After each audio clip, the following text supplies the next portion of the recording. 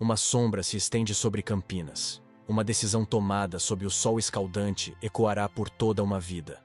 2 vidas. Iguais, mas separadas por um instante, por uma escolha impossível. Acompanhe a jornada de Gabriela e descubra o peso de uma decisão que mudará para sempre o destino de 2 famílias. Mas antes de qualquer coisa, eu já vou pedir para vocês deixarem o like no vídeo, se inscrever no canal e ativar o sininho para receber histórias como essas todos os dias. O cheiro de asfalto quente e lixo se misturava ao odor adocicado das mangas maduras caídas das árvores.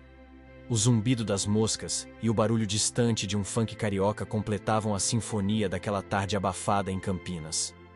O asfalto da rua Doutor Moraes Salles ondulava sob o sol implacável de fevereiro, e o ar tremia como se a própria cidade estivesse exausta. Gabriela, com a sola dos chinelos finos queimando no asfalto e a camisa grudada nas costas pelo suor, caminhava rente aos muros, buscando a sombra escassa das árvores raquíticas que pontuavam a calçada.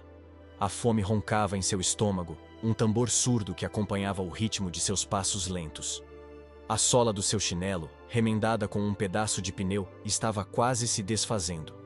O vestido desbotado, herdado da prima mais velha, tinha um rasgo na barra que ela tentava esconder com a mão.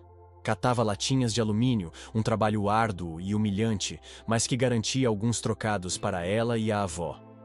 Naquele dia, porém, a sorte parecia lhe ter virado as costas.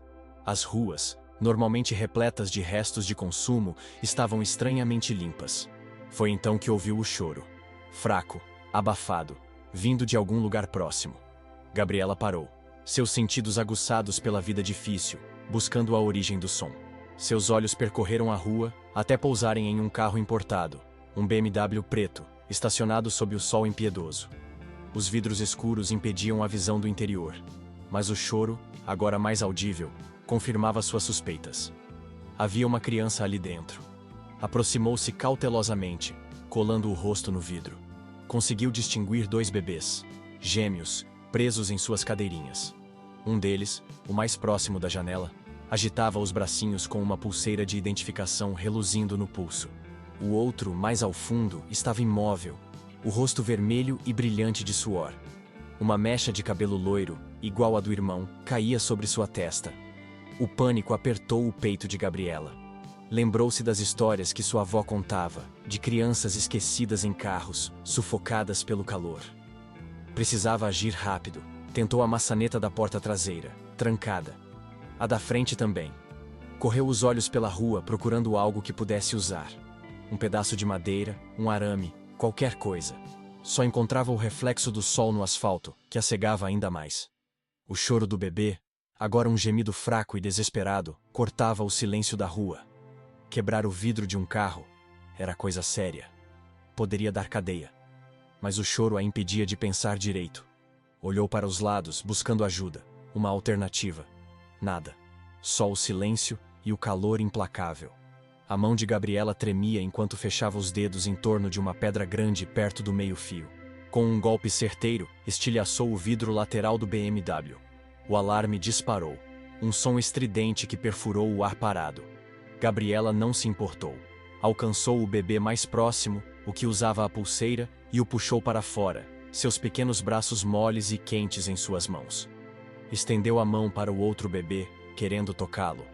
Mas as chamas, que agora lambiam o painel do carro, a impediram.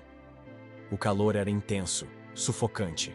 Gabriela recuou, segurando o bebê com força contra o peito, enquanto as chamas consumiam o veículo. A fumaça preta subia em direção ao céu, um prenúncio do dilema que a assombraria para sempre. Ela havia salvado uma vida, mas à custa de outra. A sirene da polícia se aproximava, cortando o silêncio da rua. Gabriela apertou o bebê resgatado contra o peito, sentindo o calor do seu pequeno corpo. Olhou para o carro em chamas, para a fumaça negra que subia em direção ao céu. E soube, naquele instante, que o peso daquela escolha, daquela vida perdida, a acompanharia para sempre. Gabriela embalava o pequeno corpo trêmulo em seus braços. A pele dele, quente e úmida, contrastava com o frio que ela sentia por dentro. Sussurrava palavras de conforto, embora não soubesse se ele a entendia. Passou a mão de leve em sua testa, verificando se havia algum ferimento. O bebê, sentindo o contato, parou de chorar por um instante e abriu os olhos, grandes, azuis, como o céu de um dia claro. Gabriela sentiu uma pontada de ternura. Uma vida salva. Mas a que custo? A sirene da polícia cortou o silêncio que se seguiu à explosão. A multidão se aglomerava ao redor, um coro de exclamações e murmúrios. Rostos curiosos se esticavam para ver melhor. Celulares registravam a cena.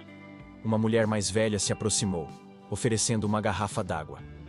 Um homem gritava com os policiais, perguntando por que demoraram tanto.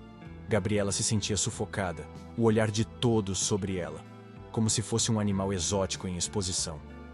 O carro incendiado, agora um esqueleto retorcido de metal e vidro, era um lembrete constante da vida que se perdera.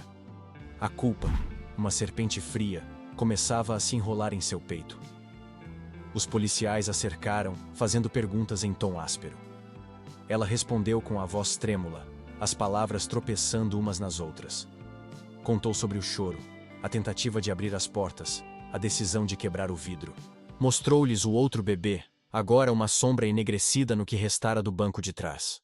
Os policiais se entreolharam, a expressão sombria. Um deles anotou algo em um bloco de notas, enquanto o outro a encarava com um olhar indecifrável. A pulseira de identificação no pulso do bebê chamou a atenção de um dos policiais.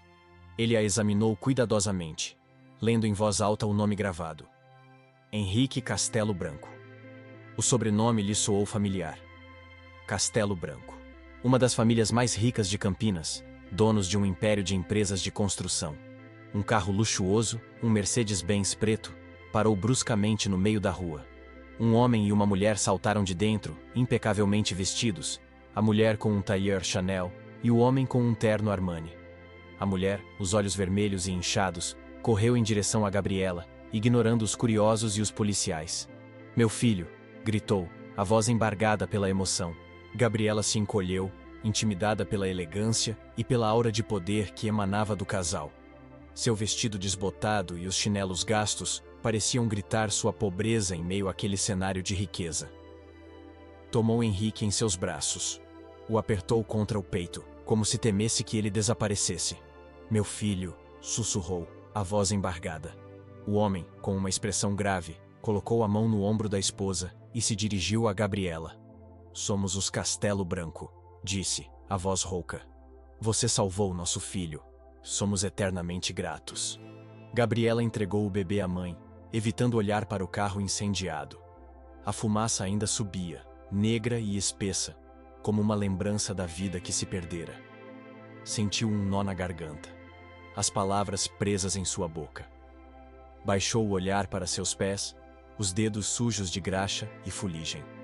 Uma vida salva. Mas a que custo? A notícia do resgate se espalhou como fogo em palha. Repórteres de jornais e emissoras de TV chegaram ao local, ansiosos por registrar a tragédia e a heroína improvável. Gabriela, assustada com o assédio, se encolheu atrás de um policial, protegendo o bebê do olhar voraz das câmeras. As perguntas eram incessantes, invasivas. Como você se sente por ter salvado uma vida? Por que não conseguiu salvar os dois? Você se considera uma heroína? Gabriela não sabia responder. A culpa a sufocava, roubando-lhe as palavras. A imagem do outro bebê, consumido pelas chamas, a assombrava. A cada flash de câmera, a cada pergunta, a culpa se aprofundava, como uma ferida aberta que se recusava a cicatrizar. Enquanto era levada para a delegacia, Gabriela olhou para trás, para a mansão dos Castelo Branco, imponente e silenciosa. O que o futuro lhe reservava? Seria ela recompensada por seu ato de coragem? Ou o peso daquela escolha impossível a assombraria para sempre? O cheiro de desinfetante e café velho impregnava o ar da delegacia. O piso frio de linóleo, manchado e rachado, parecia amplificar o eco dos passos apressados dos policiais. As paredes, pintadas num amarelo desbotado, estavam cobertas por avisos e cartazes antigos. Gabriela sentia um gosto metálico na boca, o estômago revirado pela ansiedade. Esperava, acompanhada de uma assistente social, em uma sala pequena e sem janelas. Henrique dormia profundamente em seu colo, o pequeno peito subindo e descendo ritmadamente. Gabriela passou o dedo de leve em sua bochecha, sentindo a pele macia e quente. Uma onda de ternura a invadiu. Ele era tão pequeno, tão indefeso. Como alguém poderia abandoná-lo àquela sorte?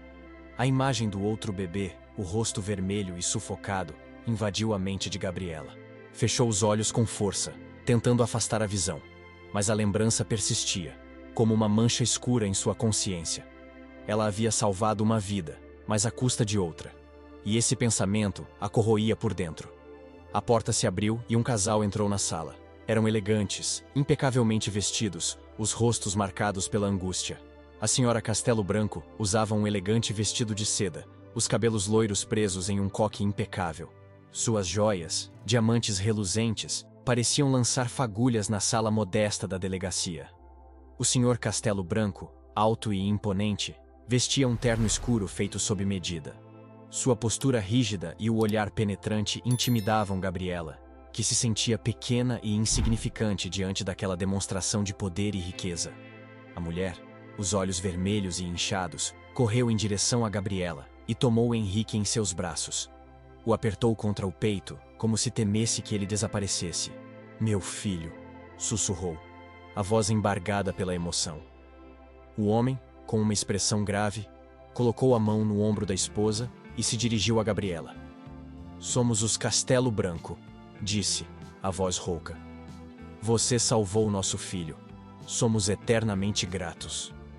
Gabriela se encolheu, ainda mais intimidada pela riqueza e poder que emanavam do casal. As palavras de agradecimento dos Castelo Branco soavam distantes, como se viessem de um mundo que ela jamais alcançaria. Gabriela olhou para suas próprias roupas, surradas e remendadas. Sentiu uma pontada de vergonha, a consciência aguda de sua pobreza. Seria ela capaz de aceitar a ajuda daquela família tão diferente da sua? Nos dias que se seguiram, Gabriela foi tratada como uma heroína. Sua história estampou as capas dos jornais e foi tema de reportagens na TV. Os Castelo Branco a presentearam com roupas novas, comida e dinheiro. Ofereceram-se para pagar seus estudos e garantir um futuro melhor para ela e sua avó. Gabriela, no entanto, se sentia cada vez mais perdida. A riqueza e a atenção a sufocavam. A culpa pela morte do gêmeo perdido, como a mídia o chamava, a corroía por dentro. A cada sorriso de Henrique, a cada gesto inocente, ela se lembrava do outro bebê, consumido pelas chamas. A assistente social, percebendo seu sofrimento, tentou ajudá-la. "Você precisa se perdoar, Gabriela", disse, com um tom gentil. "Você fez o que pôde. Ninguém a culpa pelo que aconteceu." Mas as palavras da assistente social não conseguiam alcançar a ferida profunda que a escolha impossível havia aberto em seu coração. Em meio ao turbilhão de emoções, Gabriela visitou o túmulo do gêmeo perdido, um pequeno túmulo sem nome, em um canto esquecido do cemitério. Ali, diante da lápide fria, ela finalmente chorou. Choro de dor, de culpa, de impotência. E pela primeira vez, em meio às lágrimas, Gabriela sentiu uma leveza. Não era perdão, ainda não. Mas era o começo de uma jornada de cura. Uma jornada que a levaria a confrontar seus demônios e a encontrar seu lugar no mundo, entre a sombra da perda e a luz da esperança. Mas seria ela capaz de encontrar paz em meio àquele turbilhão de emoções? E o que aconteceria quando a verdade sobre o outro gêmeo viesse à tona? Os Castelo Branco, apesar da gratidão por Henrique, eram um lembrete constante da tragédia. A opulência de sua mansão, os carros luxuosos, as roupas de grife, os jardins impecáveis, tudo contrastava fortemente com a realidade simples e austera de Gabriela. O mármore frio do piso da mansão parecia queimar a sola dos seus pés descalços, acostumados ao chão batido da sua casa. O som dos talheres de prata contra a porcelana fina a incomodava. Um ruído que ecoava o vazio que sentia por dentro. As conversas sobre ações na bolsa de valores e viagens internacionais lhe pareciam uma língua estrangeira, um código indecifrável de um mundo ao qual ela não pertencia. Ela se sentia uma intrusa, um pássaro preso em uma gaiola dourada. As visitas à mansão, para ver Henrique, eram torturantes. A senhora Castelo Branco a tratava com gentileza, mas havia uma sombra de tristeza em seus olhos, um luto silencioso que espelhava o de Gabriela. O senhor Castelo Branco, por outro lado, mantinha uma distância fria e formal. Seus olhos, frios e distantes, pareciam atravessá-la como se ela não estivesse ali. Mas uma noite, enquanto ela cantava para Henrique dormir, Gabriela o viu parado na porta do quarto, a expressão sombria. Por um instante, ela pensou ter visto uma lágrima escorrer pelo seu rosto. Mas ele se virou e saiu, deixando Gabriela com a sensação inquietante de ter testemunhado um momento de profunda dor. A culpa corroía Gabriela por dentro. À noite, os pesadelos a assombravam. Via o rosto do bebê, vermelho e sufocado, a mãozinha estendida em sua direção. Acordava com o coração disparado, o corpo banhado em suor frio. Durante o dia, os flashbacks a atacavam sem aviso. A imagem do carro em chamas, o cheiro de fumaça, o choro desesperado, tudo voltava com a força de um soco no estômago. A cada sorriso de Henrique, a cada gesto inocente, ela se lembrava do outro bebê, do gêmeo perdido. A pergunta "e se?" a assombrava. Um eco incessante em sua mente. E se ela tivesse sido mais rápida? E se tivesse conseguido salvar os dois? A assistente social, percebendo seu tormento, sugeriu terapia. Gabriela relutou no início, mas acabou concordando. Nas sessões, ela começou a desvendar os nós da culpa e da dor. "Você não tem culpa, Gabriela", repetia a assistente social, pacientemente.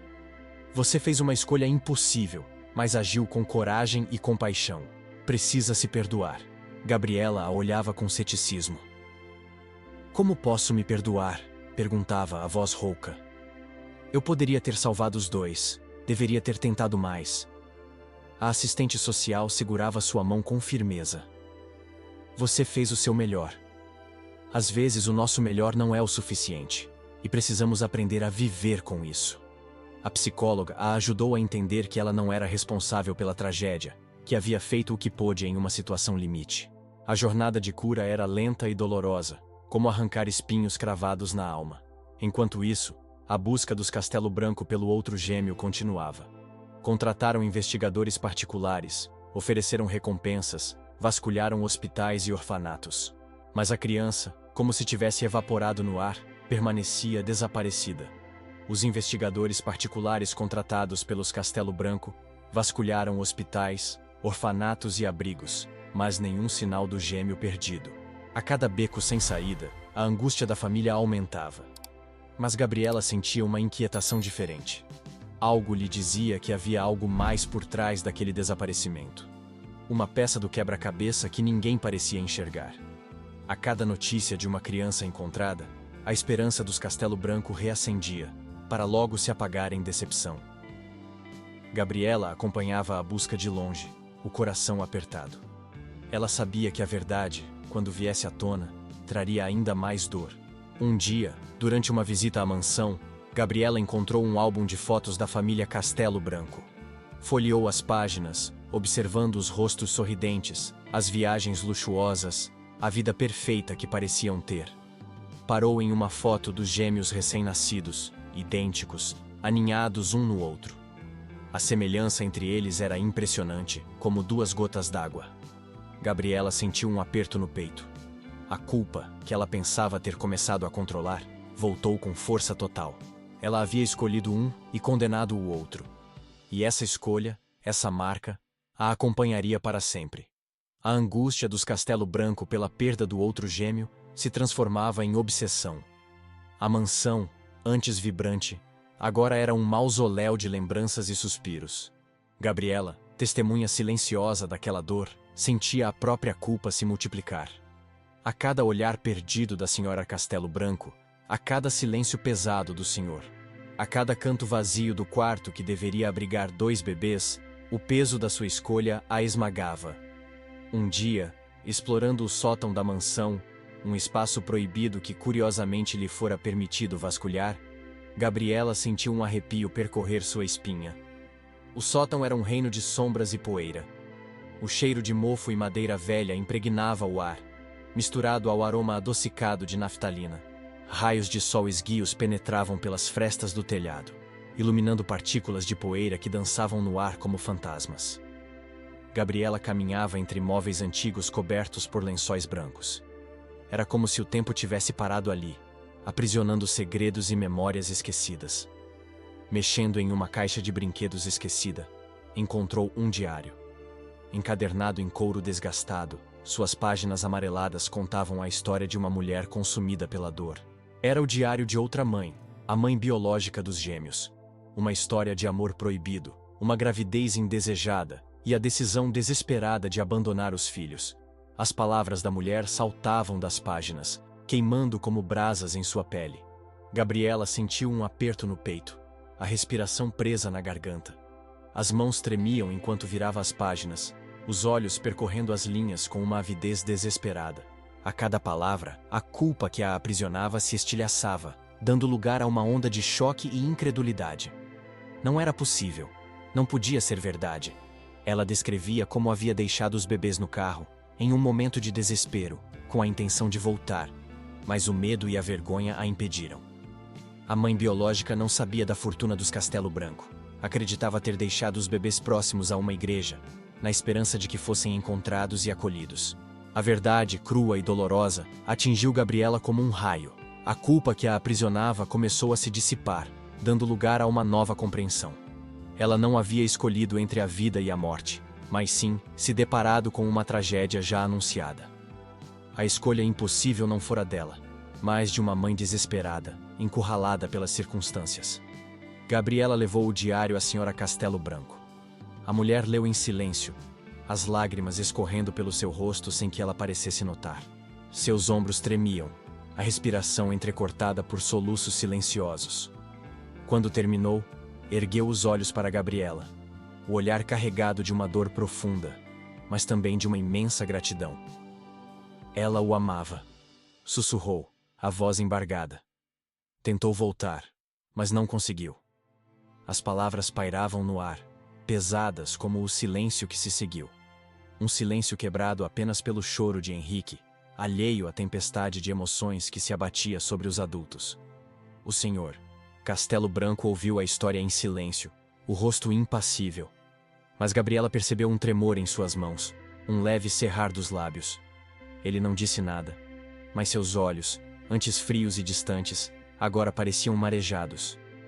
Gabriela se perguntou o que se passava por trás daquela máscara de indiferença. Seria arrependimento? Alívio? Ou apenas a constatação de que a verdade, por mais dolorosa que fosse, era a única forma de seguir em frente? Naquela noite, Gabriela voltou para casa com o coração leve. O peso da culpa se fora, substituído por uma sensação de paz. Ela havia carregado um fardo que não lhe pertencia, e agora finalmente estava livre. A escolha impossível não a definia mais. Ela era Gabriela, a menina que, em meio à tragédia, havia encontrado a coragem de agir, e agora, a sabedoria de aceitar. A revelação do diário, como a chuva lavando a terra seca, trouxe um novo equilíbrio à vida dos Castelo Branco. A busca incessante pelo gêmeo perdido, uma ferida aberta que latejava sem cessar, finalmente começou a cicatrizar. Não com a alegria de um reencontro, mas com a serena aceitação de uma tragédia consumada. A senhora Castelo Branco, liberta do peso da culpa que, ainda que inconscientemente, havia projetado sobre Gabriela, passou a vê-la não apenas como a salvadora de Henrique, mas como um farol de esperança em meio à tempestade. O olhar antes distante, carregado de um luto silencioso, agora a acolhia com genuíno afeto, reconhecendo nela a força e a resiliência que a própria fortuna jamais poderia comprar. A mansão, antes um mausoléu de suspiros e lembranças dolorosas, aos poucos foi se revestindo de vida. O riso de Henrique, como um pequeno raio de sol rompendo as nuvens densas, ecoava pelos corredores outrora silenciosos, preenchendo o vazio deixado pela ausência do irmão com uma alegria inocente e contagiante. Gabriela, não mais uma intrusa, mas parte integrante daquele universo, tornou-se presença constante na vida do pequeno Henrique. Compartilhava com ele a simplicidade de suas histórias, a sabedoria das ruas, o calor humano que a riqueza, muitas vezes, não conseguia alcançar. Nos jardins da mansão, antes um palco para o luto silencioso da senhora Castelo Branco, agora floresciam brincadeiras e risos, regados pela esperança de um futuro renascido. O senhor Castelo Branco, por trás da fachada impassível, também começava a se transformar. A frieza que antes o envolvia, como uma armadura contra a dor, dava lugar a uma crescente admiração por Gabriela. Reconhecia nela uma força silenciosa, uma dignidade que transcendia as diferenças sociais. Passou a incluí-la nas decisões sobre o futuro de Henrique, não como uma empregada ou uma estranha, mas como alguém que compreendia a alma da criança, a essência da vida que pulsava em seu pequeno coração. Gabriela, acolhida por aquele afeto inesperado, florescia como uma flor que finalmente encontra a luz do sol. As aulas particulares, o acesso ao conhecimento, as portas que a riqueza dos Castelo Branco abriam para ela, eram como janelas para um futuro que antes lhe parecia inatingível. A menina que catava latinhas nas ruas de Campinas, com os pés descalços e o futuro incerto, agora desbravava os livros e os sonhos, com a certeza de que poderia construir uma vida digna para si e para sua avó. A sombra da tragédia, é claro, ainda pairava sobre eles. Uma lembrança constante da fragilidade da vida, da escolha impossível que marcara seus destinos. Mas agora, em meio à dor, havia espaço para a esperança de um futuro melhor, de um mundo onde a compaixão e a solidariedade pudessem superar as barreiras sociais e as marcas indeléveis do passado. Gabriela, Henrique e os Castelo Branco, unidos por um destino improvável, trilhavam juntos um caminho de cura e reconstrução. Aprendiam, a cada passo, que a verdadeira riqueza não se encontrava no dinheiro ou no status, mas nos laços de afeto que os uniam, na força do espírito humano capaz de florescer, mesmo em meio às ruínas.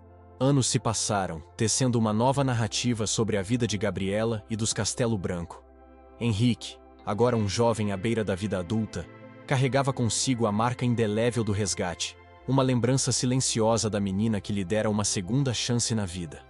Criado em meio à opulência e ao privilégio, jamais esqueceu a garota de vestido desbotado e chinelos gastos que o havia arrancado das garras da morte. Gabriela, por sua vez, abraçara as oportunidades que a vida lhe oferecera. Com o apoio incondicional dos Castelo Branco, graduou-se em Direito, sua inteligência e compaixão a transformando em uma voz poderosa na defesa dos direitos de crianças vulneráveis. A mansão, outrora palco de uma tragédia silenciosa, agora pulsava com a energia de um novo propósito. Sob a direção de Gabriela e com o financiamento dos Castelo Branco, transformou-se em um refúgio acolhedor para crianças órfãs, um símbolo tangível da esperança que renascera das cinzas do passado. Em uma tarde ensolarada, como tantas outras em Campinas, Gabriela visitou o cemitério. Não carregava mais o peso da culpa, mas sim a serenidade da aceitação. Parou diante do pequeno túmulo sem nome, a lápide fria agora adornada com um buquê de girassóis vibrantes. Fechou os olhos, sentindo a brisa leve acariciar seu rosto, trazendo consigo o perfume das flores e a memória distante de um choro abafado. "Você não foi esquecido", sussurrou, as palavras carregadas de uma tristeza serena, uma promessa silenciosa de justiça e lembrança. Ao se afastar, seus olhos pousaram em uma figura familiar. Henrique, agora um jovem alto e elegante, aproximava-se com passos firmes, a mesma inocência nos olhos azuis que a haviam cativado anos atrás. A senhora Castelo Branco o acompanhava, o olhar carregado de um amor profundo e uma gratidão silenciosa. Ao vê-la, Henrique sorriu, um sorriso que iluminou seu rosto e aqueceu o coração de Gabriela. Correu em sua direção, abraçando-a com a força de uma gratidão que transcendia as palavras. "Obrigado, Gabi", sussurrou, a voz embargada pela emoção. "Por tudo." Gabriela o apertou em seus braços, sentindo a força daquele abraço, a conexão profunda que os unia. A escolha impossível, a bifurcação do destino, a haviam levado por caminhos tortuosos, mas também a conduzira àquele momento, àquela família improvável, unida pelos laços invisíveis do destino. E naquele instante, diante do túmulo que representava tanto a perda quanto a esperança, Gabriela compreendeu que a vida, por mais imprevisível e cruel que pudesse ser, sempre encontrava um caminho para se reconstruir, para florescer em meio às ruínas do passado. A verdadeira riqueza, percebeu, não residia nas paredes da mansão ou no saldo bancário dos Castelo Branco, mas naqueles laços de afeto, na força silenciosa que os unia, na esperança que renascia a cada amanhecer. E você? O que achou dessa história emocionante? Compartilhe sua opinião nos comentários. Inscreva-se no canal para não perder novas histórias inspiradoras e ative o sininho para receber notificações. Juntos, podemos construir um mundo onde a esperança sempre encontra um caminho. Compartilhe essa mensagem e faça parte dessa corrente do bem.